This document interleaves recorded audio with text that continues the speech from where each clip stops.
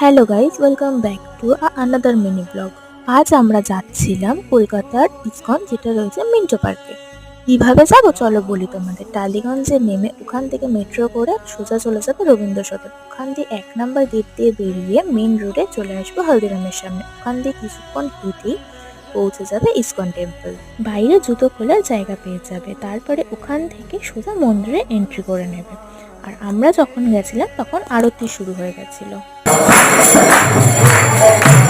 সত্যি কথা বলতে ওখানে একটা আলাদা রকমেরই শান্তি অনুভব করবে। পর আমরা আরতি শেষে বাইরে চলে এসেছিলাম।